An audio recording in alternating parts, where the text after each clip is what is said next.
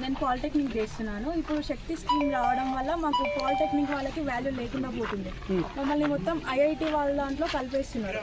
ఇప్పుడు మాకు lateral entries, engineering చేయడం అలాంటివి ఏమి ఉండవు ఇంకా శక్తి స్కీమ్ వస్తే. ఇప్పుడు పాలిటెక్నిక్ మేము ఎందుకు చేసుకున్నామంటే ఫ్యూచర్ ఇంజనీర్ అవ్వాలని చేసుకున్నాం మేము. ఇప్పుడు మమ్మల్ని శక్తి స్కీమ్లో ఒక పార్ట్గా చేస్తే మాకు ఇంజనీర్ అనే నేమ్ రాదు, మాకు ఒక సర్టిఫికేట్ అనేది రాదు. మాకు ఈ శక్తి స్కీమ్ వద్దు, మా పాలిటెక్నికే మాకు కావాలి, మా ఎస్బిటెట్ డిపార్ట్మెంటే మాకు కావాలి. ఈ శక్తి స్కీమ్ వల్ల మాది మొత్తం మేము లూజ్ అయిపోతున్నాం, మా వాల్యూ పోతుంది పాలిటెక్నిక్. మేమందరం పాలిటెక్నిక్ చేయాలని ఇక్కడికి వచ్చినాం. C26 వాళ్ళకి AI గురించి ఇంప్లిమెంట్ చేసిర్రు, దానికి మేము హ్యాపీ. మమ్మల్ని ఏమంటారు పైనకి ఇట్లా బీటెక్ ఛాన్స్ అవన్నీ ఇవ్వండి, మమ్మల్ని కొంచెం ఫోర్స్ అంటే వేరే దాంట్లో కాకుండా మమ్మల్ని కొంచెం ఎంకరేజ్ చేయండి, మా పాలిటెక్నిక్ ఎంకరేజ్ చేయండి. మమ్మల్ని తగ్గించి మొత్తం శక్తి స్కీమ్లో అక్కడ ఐఐటి వాళ్ళకి తక్కువ అని కాదు, ఐఐటి వాళ్ళది వాళ్ళకి మాది మాకే, మమ్మల్ని మొత్తం మర్జీ చేసి ఒక దగ్గర చేయకండి. శక్తి స్కీమ్ మాకు వద్దు, మా ఎస్బిటెటే మాకు కావాలి. చెవెల్లా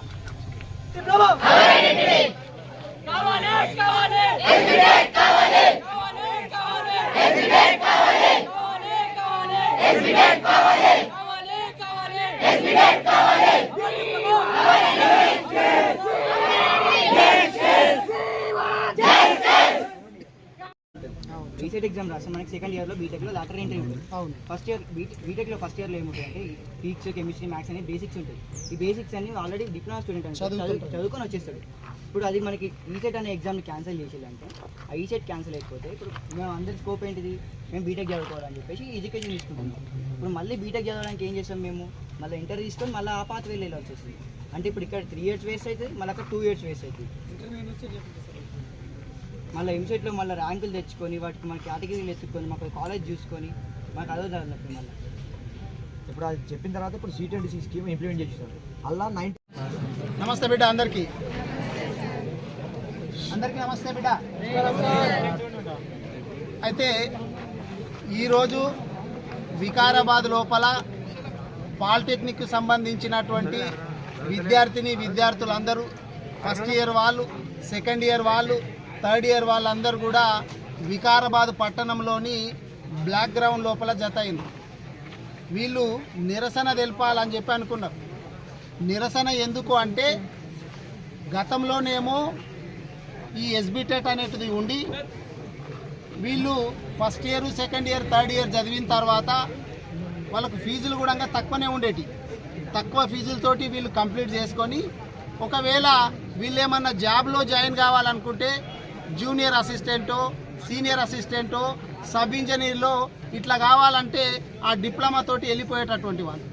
లేదు ఇంకా పై చదువులకు పోవాలనుకుంటే, బీటెక్ చదవాలనుకుంటే ఈ 3 years కోర్స్ అయిపోయిన తర్వాత ఫస్ట్ ఇయర్ కాకుండా డైరెక్ట్ సెకండ్ ఇయర్ బీటెక్ లోపల జాయిన్ కావడానికి అవకాశం ఉంటుండే. దాన్నే లాటరల్ ఎంట్రీ అంటుండ్రి, లాటరల్ ఎంట్రీ. అయితే ఇప్పుడు ఏం చేసిండు రేవంత్ రెడ్డి గారు అంటే, పాపమైన చాలా చదువుకున్నటువంటి చదువుల మంత్రి కదా, కాబట్టి ఏం చేసుకొచ్చిండంటే కలెగుర గంపలాగా చేసుకొస్తున్నాడు. కలెగుర గంపలాగా ఐటీఐ, పాలిటెక్నిక్, మొత్తం స్కిల్డ్ యూనివర్సిటీ అని చెప్పి ఒక శక్తి అనేటటువంటిది పెట్టి ఆయన వీసీగా దానికి ఆనంద్ మహేంద్ర గారిని పెట్టి ఈ పిల్లల భవిష్యత్ అంతా కూడా అంధకారంలోకి నెట్టేస్తున్నాడు. ఈ పిల్లలు ఇంకా జూనియర్ అసిస్టెంట్లు కావాలన్నా, సీనియర్ అసిస్టెంట్లు కావాలన్నా, లేదా పై చదువులకు పోవాలా, బీటెక్ చేయాలంటే కూడా ఎవరికి కూడా అవకాశం లేకుండా ఇటువంటి పరిస్థితి రేవంత్ రెడ్డి గారు తీసుకొస్తూ ఉన్నారు. దీనికి శాంతియుతంగా నిరసన తెలుపుదాము అని అంటే చాలా జిల్లాల లోపల తెలుపుతున్నారు. ఆల్రెడీ స్టేట్ మొత్తం కూడా అయోమయ పరిస్థితిలో ఉన్నారు. పాలిటెక్నిక్ సంబంధించినటువంటి విద్యార్థులు కావచ్చు, వాళ్ళ స్టాఫ్ కావచ్చు. అందరూ నిరసన తెలుపుతుంటే వికారాబాద్లో ప్రజాస్వామ్యయుతంగా నిరసన తెలపాలని చెప్పి ఇక్కడ జత అయితే పోలీసు వాళ్ళతోటి పర్మిషన్ ఇవ్వకుండా చేస్తున్నాడు ఇక్కడ ఉన్నటువంటి స్పీకర్ గారు. స్పీకర్ గారు ఏమి ఆలోచన చేయాలంటే వాళ్ళు కూడా మా బిడ్డలే. స్పీకర్ గారి పర్యటన ఉంటే మరి ఆయన పర్యటన ఉంటే ఎన్ని రోడ్ల మీద ఆడొక్క కాలు ఈడొక్క కాలు పోతాడో ఎన్ని రోడ్లు బ్లాక్ చేస్తాడో తెలియదు, కానీ రోడ్లన్నీ కూడా స్పీకర్ గారి గురించే ఉంచాలనంట. పిల్లలు శాంతియుతంగా ప్రజాస్వామ్యబద్ధంగా నిరసన తెలుపుకునేటటువంటి హక్కును కూడా కాల రాస్తున్నాడు ఇక్కడ ఉన్నటువంటి స్పీకర్ గారు. దీన్ని మేము తీవ్రంగా ఖండిస్తున్నాం. ఈ పిల్లల భవిష్యత్తు గురించి ఖచ్చితంగా వీళ్ళకు నిరసన తెలుపుకునేటటువంటి హక్కు ఇవ్వాలి. ఈ శక్తి అనేటటువంటిది ముందు తీసేయాలి. జీవో 97 అనేటటువంటిది తీసుకొచ్చి పిల్లలను అందరినీ కూడా ఐటీఐ, పాలిటెక్నిక్, స్కిల్డ్ యూనివర్సిటీ అని మొత్తం కలిపేసి వీళ్ళ భవిష్యత్ అంతా కూడా అంధకారంలోకి నెట్టివేస్తున్నారు. వీళ్ళు పై చదువులకు పోవాలంటే కూడా లేకుండా అవుతున్నారు. వీళ్ళంతా స్కిల్డ్ అని చెప్పి పేరు పెట్టి ఈ టెక్నికల్ ఎడ్యుకేషన్ అంతా తీసుకుపోయి లేబర్ డిపార్ట్మెంట్లో వాడేస్తున్నారు. నిజంగా చెప్పాలంటే వీళ్ళుగా చదువుకున్నటువంటి వ్యక్తులు వీళ్ళు లేబర్ పని చేసుకోవాలా, ఏ ప్లంబర్ పనో, ఎలక్ట్రీషియన్ పనో, ఫిట్టర్ పనో ఇటువంటి పనులు చేసుకోవడానికి పనికొచ్చే విధంగా రాష్ట్ర ప్రభుత్వం జీవోలు తీసుకొస్తున్నది. అక్కడ ఉన్నటువంటి స్టాఫ్ ఉంటారు, వీళ్ళకు చెప్పేటటువంటి లెక్చరర్లు కూడా ఉంటారు. వాళ్ళు కూడా నేను కూడా లెక్చరర్లతో మాట్లాడితే వాళ్ళు కూడా అయోమయో పరిస్థితుల్లో ఉన్నారు. మమ్మల్ని ఎక్కడ కలుపుతారో, ఏ డిపార్ట్మెంట్లో మెర్జ్ చేస్తారో తెలియట్లేదు, మాకు మా భవిష్యత్తు ఎట్లుంటుందో కూడా తెలుస్తలేదు అని చెప్పి వాళ్ళు చెప్తా ఉన్నారు. రేవంత్ రెడ్డి గారు ఎక్కడ చూసినా కానీ రియల్ ఎస్టేటు, డబ్బులు ఈ వ్యవహారం చుట్టే జరుగుతుంటుంది కదా. ఆయన వ్యవహారం మొత్తం కూడా ఎక్కడున్నది అనేటే మొత్తం ఒక భూమికి లింక్ అయి ఉంటుంది, లేకపోతే డబ్బులకు లింక్ అయి ఉంటుంది. నాకు తెలిసినటువంటి సమాచారం మేరకు ఏంటంటే ఈ ఎస్బీ టెట్ అనేటటువంటిది ఏదైతే ఉందో, ఈ state board of technical education and training అనేటటువంటి డిపార్ట్మెంట్ లోపల 600 కోట్లు ఉన్నాయంట. ఈ 600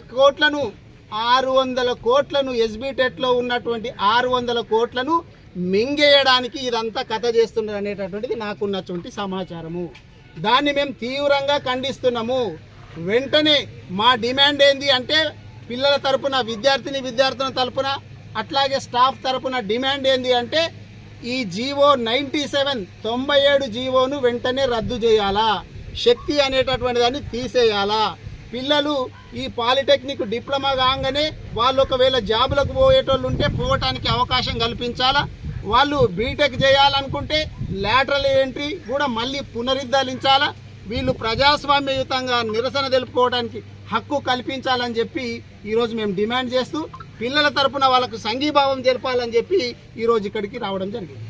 థ్యాంక్ యూ.